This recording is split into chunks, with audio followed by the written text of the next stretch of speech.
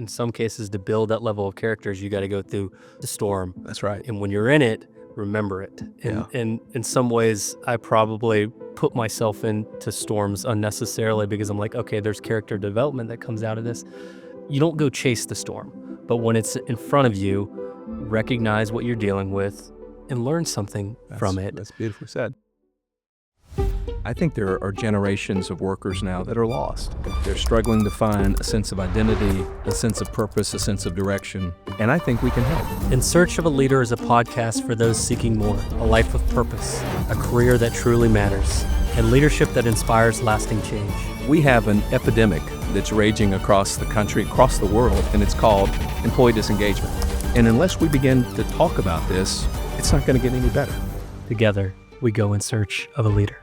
Well, we start this discussion with probably one of my favorite quotes, and I don't know who's the author of the quote, but it's, "Fate whispers to the warrior, you cannot withstand the storm," and the warrior whispers back, "I am the storm." I love that quote. I do too. And I've often wondered, why do I love it so much? Maybe it's because after years in the corporate world, it's made me reflect a little bit. I'll tell you a little story about, and we've talked about it, about my career. When I was in the climb portion of my career, I had a couple of periods where if I wasn't at burnout, I was pretty darn close to it. I was kissing it. Mm-hmm. And there came a day when I was so fed up and so resigned to the fact that if I stayed, my life would be ruined, that I said, it's it. Screw it. I'm leaving. I'm going to walk away. And this was long before we had things like the Great Resignation or quietly quitting, or as they call it now, revenge quitting. I figured I'm going to basically literally give a middle finger to this company and to this manager and walk on them. And in my infinite wisdom, I said, I'll just take my talent somewhere else and they'll miss me. Yeah. Well, fortunately, I had a couple of people that were wiser that said, hey, dude, back it up here a little bit. Do you really think that you're harming anybody by giving up, in your case, years with a company and walking just because it will make you feel better? And I thought about that, and eventually I realized, yeah, this decision will hurt somebody. It's going to hurt me. Yeah. And so I rethought it, and I stayed, and it worked out for the better. But I share that from time to time because I think, and you know this, David, better than anyone, we face, all of us, crises in our lives and moments of high stress. And I came to appreciate years after this event that, part of our autonomic nervous system response to stress, especially when we think it's intense stress, is either fight or flight. That's kind of the world we live in, and we're hardwired that way. If we weren't hardwired that way, we would never have evolved as a species. There's actually a third option, and the third option you see oftentimes in the business world. It's called freeze. Let me explain. If you're fighting, you're basically saying, it doesn't mean you're going to punch your boss or go postal in the cafeteria. It means that you're going to stay and try to make the situation better, at least in the business world. If you decide to pursue the flight option, it means I'm going to remove myself from the situation. I'm going to walk. But the freeze response, I think, probably bears some definition because, at least in the business world, that means I'm going to do nothing at all. I'm just going to hunker down and hope things get better, which may or may not work out for you. The freeze response oftentimes can be the worst response. There's actually a sub-point under the freeze response that psychologists talk about, and I'm not trained to speak to it in great detail, but it's called the Fawn response, F-A-W-N, which kind of like the baby deer. It's when you go, in addition to freezing, you basically go into a corner and you huddle and you try to avoid conflict and you hope no one notices. And it's kind of like, it's not quite the Stockholm syndrome, but it's kind of like that. Yeah. So fight, flight, freeze, and occasionally fawn. Well, the fawn response is something that I wasn't familiar with until you mentioned the term to me. And I start thinking about how many people tell themselves, well, I'm just going to do my job and just, appease my managers. And I'm just going to step away from a little bit. I'm not going to speak up on calls. I'm not going to do the step beyond my job obligations. And they're fawning.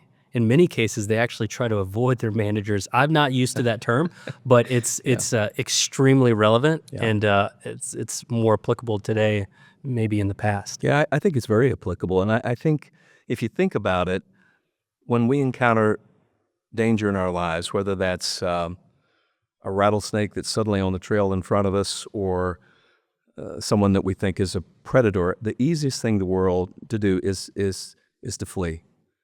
Sometimes fleeing is the right thing to do. Remove yourself from the situation. I think sometimes fighting is the hardest thing to do. And in the business world, I think overcoming our fears and really deciding, okay, I'm going to stay and try to make things better. Again, not punching your supervisor in the nose, but try to make things better can be very difficult. And I think one of the reasons for it is what they call the bystander effect. I'll tell you a story. I can tell you where I was on January 22nd in the year 1982, which is kind of amazing because I can't tell you where I was last Tuesday, but I can tell you where I was on the afternoon of January 22nd in the year 1982. And here's where I was. I was sitting in a crowded 737, a plane getting ready to taxi and take off from what was then Washington National Airport. Yeah. And I can tell you why I remember it, because it was bad weather. It was snowing. It was foggy. It was not the kind of day that you want to travel. And I was a young traveler. I was not a white-knuckle traveler, but I didn't particularly like it.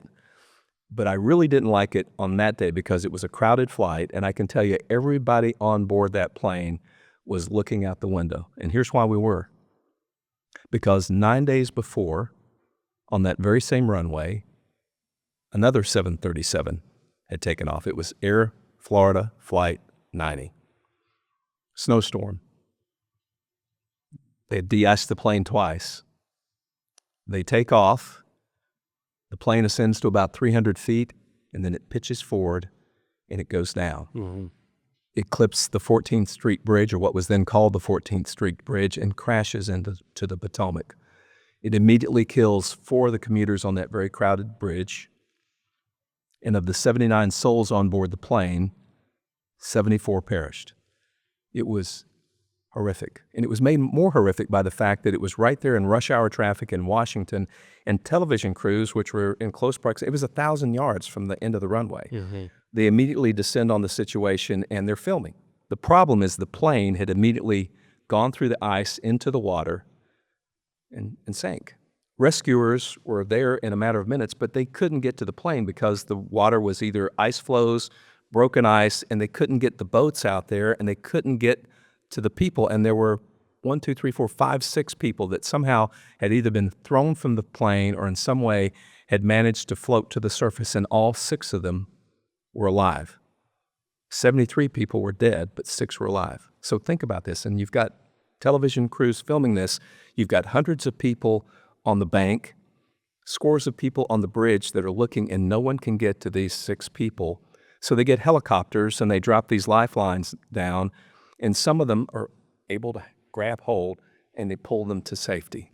There was one lady, and I'll never forget her name. Her name was Priscilla Tirado. Priscilla had taken off that day. Below her in the plane was her husband, who was already dead, and her 2-month-old baby. So Priscilla, blinded by jet fuel, tries to hang on to the lifeline. She can't. She releases. She falls back into the water. She rolls over, and she begins to die. She begins to drown. I remember it because as you're watching this, one man on shore, his name was Lenny Skutnik, suddenly rips off his coat. It was 24 degrees that day, by the way. He rips off his coat, he dives into the river, and he goes swimming to Priscilla Tirado. And right there in front of the television cameras, he grabs her and he manages to pull her to safety. Lenny Skutnik had no rescue training. I don't think he'd ever even gone through lifeguard certification. But he manages to pull that poor woman to safety, and they immediately take her to the hospital. She spends weeks in an ICU, but she recovers.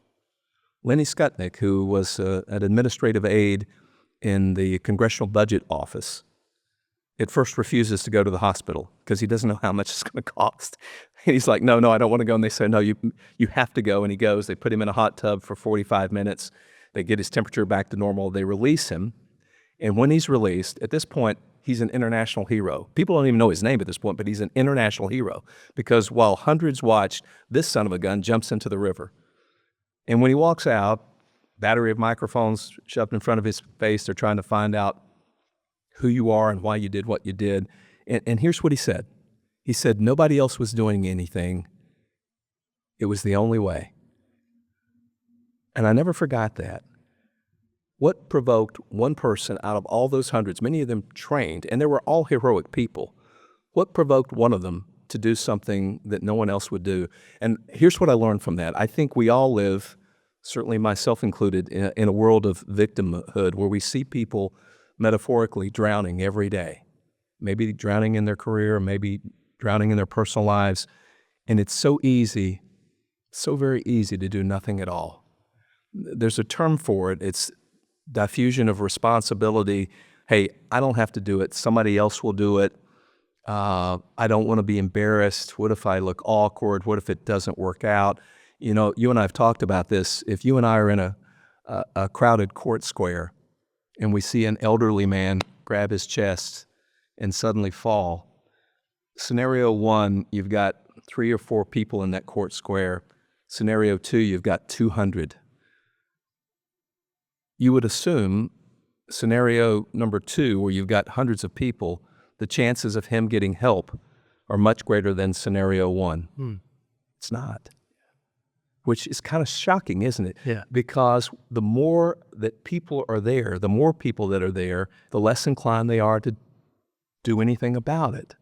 One of the things that I've noticed with a lot of people that are going through career struggles, they look at it in terms of risk reward, and they may be dealing with a lot of things that they're not happy about, and they just kind of wait that out, but they're not willing to do anything about it because they don't want to take the risk that comes with that. And I don't mean just job hopping. I mean actually really taking some degree of risk that may improve their situation, but they're not willing to do that. What I've noticed having moved into the entrepreneurial world, it's not people that are smarter or better ideas.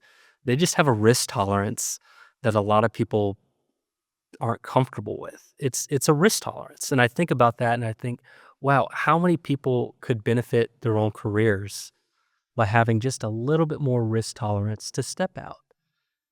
You never know what's going to happen as a result. This is a topic that is near and dear to my heart, and I've been through my share of storms. And when you and I were first coming up with something that we thought would be really relevant today, and the idea of these career storms, there was something that registered with me, and I hadn't thought about it in a long time.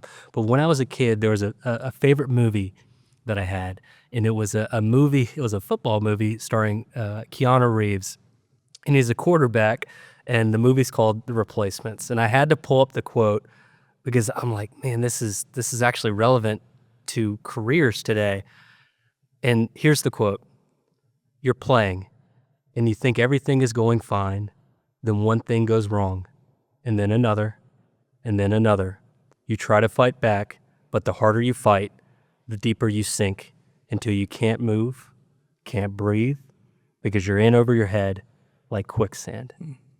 And why I find that relevant is if you've been through enough storms, you start to convince yourself, stop fighting, stop fighting, stop fighting. You're making it worse. Having been through my share of storms, I will tell you, when I left corporate America and I was really good at my job, and I left all the comforts that came with that to start a company that was aligned with my purpose, my mission, my values, there was a giant leap of faith. And you start asking yourself these questions. What does this do to my family? What if I fail? Then you start listening to other people. I had someone that was close to me say, well, David, if you're not successful, you're going to be a deadbeat dad. You start to remember these things and you start to go, man. And then you realize it's just a storm. And the only way that you survive a storm is you stand firm and you wait it out, or you march through it. There's only one option when you have these storms. You got to fight. Now, that means something different to everyone, but I can tell you what doesn't work is fawning, is freezing. In some cases you need to flee, but fleeing in the right moment isn't fleeing. That's fighting for something better.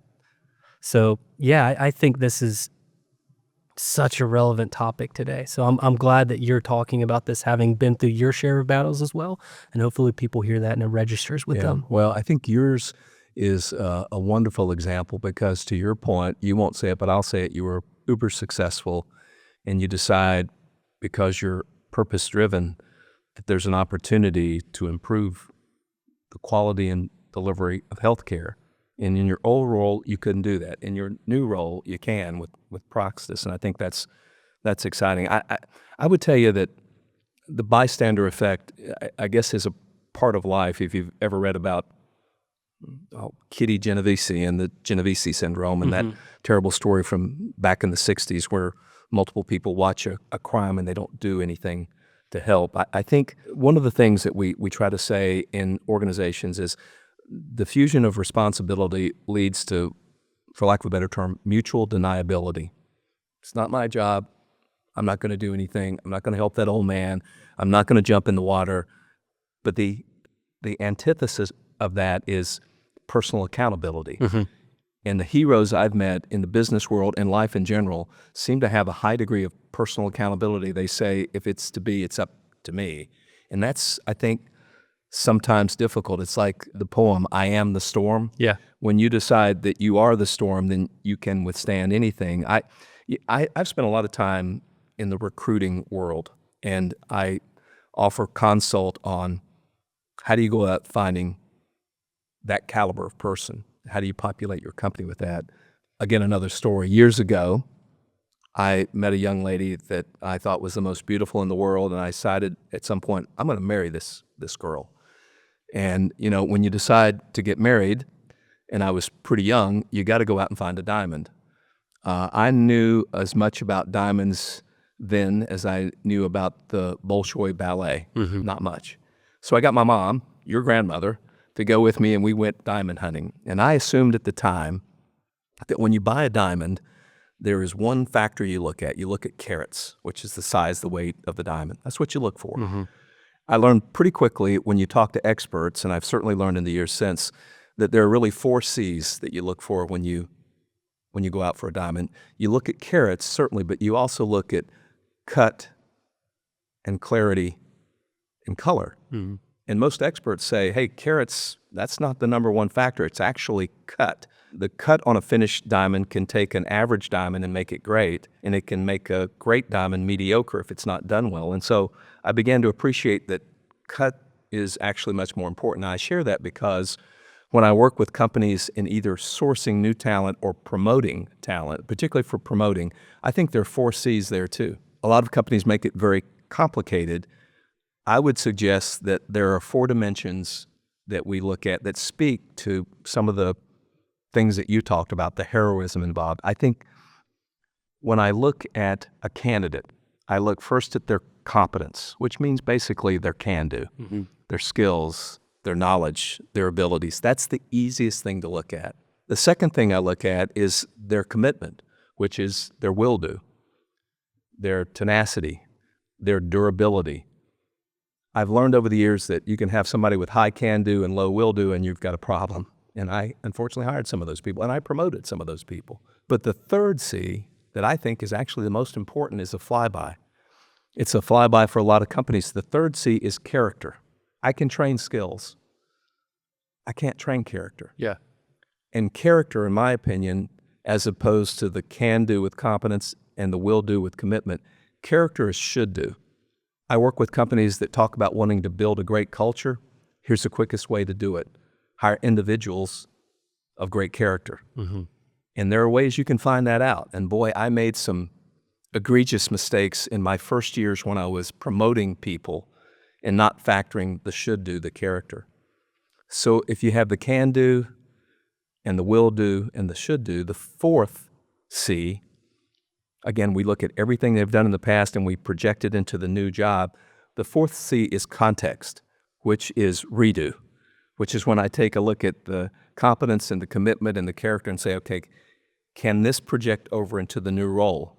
So when you look at that, those 4 C's, in my opinion, can be a difference maker. And I say all that in order to say this, and you've heard me say this before, one of the things that we look for with organizations when we're trying to figure out what are the problems, we look at what we call the PDP quotient. If I have the choice between intelligence, talent, and skills, I'll always weigh more heavily passion and discipline and perseverance.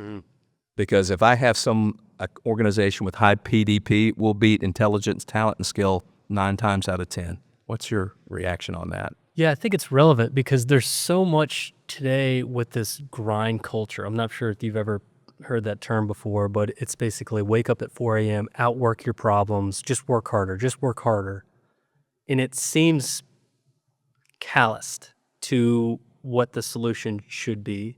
I've never heard the PDP quotient, but it makes a lot of sense because so many people are trying to find a job that they can relate to, that drives them, not just collecting a paycheck, but actually really drives them. So, okay, passion. Discipline is something that, yeah, that's a little bit more of that grind culture, and perseverance. How do you build that? How do you increase your PDP quotient? But at the same time, I want to go back to what you just said earlier, that companies need to hire more towards character. And you said there's a way that you can identify that. Is the PDP quotient the way that you do identify that? No, I think it's a measure of character. Here's a classic example. We always look at past to project future. If I'm looking at competence, I can look at job evaluations. I look at history of performance. That's the easiest thing to find. Commitment is harder, and oftentimes it's the questions that you ask and how they answer that will give you some sense of will do. I always try to find when they've experienced periods of stress like what you just talked about, what happened. Now, the easiest way is to lead the candidate and say, how did you handle that? Which implies you must have handled it. Right. I would much rather find out what they did and why they did it, because that will give me a measure of will do. The character piece, I think, is the hardest. Now, there's interest inventories and tests that you can put candidates through, but here's the reality. People know how to game the system. Yeah. I'll give you a for instance. Back in the day, one of the things that I tried to do were reference checks, but not of the people that they gave me. Yeah. Because people are going to give you who they want you to talk to. Tell me 4 of your teammates. Tell me other departments that you work with. Reference checks, unfortunately, are farmed out right now, and that's a mistake. You hire slowly, and you hire meticulously, or you'll pay a price, and I certainly did early in my career. But I would also tell you that when I look at issues of character, a classic example, and I think about it because it still haunts me, sometimes when you look at a resume, you'll see things in the resume like gaps that in the interview aren't mentioned. And you ask, so I noticed that between January and March, there's a period of unemployment. Well, that's not really correct. Anytime I see any indication of a fudged GPA or a questionable piece that doesn't balance, that's, in my opinion, that's a question of honesty. I sometimes used to let that pass because I was so enamored with the candidate. Never. When in doubt, even one iota of doubt as regards character, don't hire them. Walk away. I used to ask my administrative assistants and the people that drove candidates to my office, what'd you think of Susan? How did you experience her? Was she someone that, if you were starting an organization? Now, that's a very informal way, but I want to know as much as I can about that character. I want to get to know them so well that after I hire them and or promote them, that I have no doubt. We talk about the 4 C's. Let me tell you 4 deadly C's. Yeah. And it's so easy to do. I've got an opening. I've got a sales director opening on the East Coast. I got to get it hired or promoted. So the 4 deadly C's, number 1, I take someone that's connected. They're networked. I could spend 2 hours talking about connected people that never should have been hired. The second deadly C is it's convenient. Okay, I got an opening, boom. All right, good. I can take that off my list. Check it off. The third deadly C is competition. In other words, I've got to get this filled because we're losing money. So the competition drives me to make an impulsive decision. And then the fourth deadly C, and again, we all fall victim to it. And I don't mean this in a negative sense, but a lot of people hire for charisma. Charisma will last for a while. Yeah. But charisma doesn't necessarily. I've hired some incredibly charismatic failures and regretted it. I would rather have someone that's less charismatic that can get the job done. And so those are things that when we talk about either hiring or promoting, we want people to stop and think about, because oftentimes it can make a big, big difference. And that's where it goes back to the storms, because the only way in some cases to build that level of character is you got to go through storm. That's right. And when you're in it, remember it. And in some ways, I've put myself into storms unnecessarily, because I'm like, okay, there's character development that comes out of this. You don't go chase the storm, but when it's in front of you, recognize what you're dealing with and learn something from it. That's beautifully said. And then you can connect with your people, you can connect with your colleagues, and you have those stories that come with it. So yeah, I think of the people that are going through their own battles right now, and I get these calls frequently from friends and former coworkers and people in my industry, nurses in particular. And I think about, how do they get out of this storm? I look at it and say, personal accountability, build your character, stay resilient. Yeah. And if you do that, if you become the leader in your own life, you'll not only get out of the storm, but you're going to be better from a career standpoint, but also you're better for the people that you will eventually lead, having been through all of these experiences. That's beautifully said. Adversity, when you're 24 years old, is crisis. When you're older, you realize, in most cases, the adversity probably is one of the greatest gifts that you've ever been given, because it's how you manage to get your way through it that can be the difference. And it's hard to get back up when you're knocked down. Yeah. So here's another quote. There was a Prussian general named von Moltke. He said, "No battle plan survives first contact with the enemy." Boy, that's true. Which is kind of like the great 20th century philosopher Mike Tyson, who said everybody has a plan until they get hit in the face. And it's true. None of us plan for crises. Yeah. The question is, what are you going to do when you experience it? And to your point, you're the architect. You're the architect of your career. You're the CEO of your career. And potentially you can be the hero. You told me one time, the things that we regret in life are not what we do, it's what we don't do that we often regret. And I think about even situations that in some cases I stayed with the company because I wanted to stay for my colleagues. I truly believed that I was making a difference in their life. And I remember leaving an organization, and believe it or not, they forgot to turn me into HR that I had even left. And I'm talking a long time with this company that I helped build and turned it into a very large organization. I was one of the first 5 employees of that business unit. And I think about that and I go, how many people are telling themselves, stay, be loyal. And you do it and you convince yourself you're doing it for the people that are around you. What I've noticed in life is those relationships carry forward. They do. I mean, if you're loyal to people and you have close relationships, they don't end when you switch a job. They just don't. And I think that's the beauty of a career. It's over the course of 40-something years. It's not what's tied to your W-2 or your name badge. It's how you do it and who you're connected with. And that's the power of a career. You really are the CEO of your own career. And if you can do that effectively, it is a beautiful thing, but you got to align it with your purpose. One other thing on my friend Lenny Skutnik, who, by the way, as I understand it, retired 10 or 15 years ago. This is a man that not only shunned the spotlight, he was introduced in the State of the Union, I think 13 days after those events of January 13th by President Reagan, and they had the applause, and he quietly sat back down, and then he slipped back into anonymity. He refused and didn't sign movie rights. They wanted to make a movie, and he said, no, I don't really want to do that. As best I understand it, he retired 10 or 15 years ago. I think he lives in Northern Virginia, and no one ever hears from him. But a few years ago, he granted an interview, and of course, they want to talk about the events of January 13th. And he said this. He said, you know, I cringe when I hear the word hero. I'd rather it be called being a decent human being.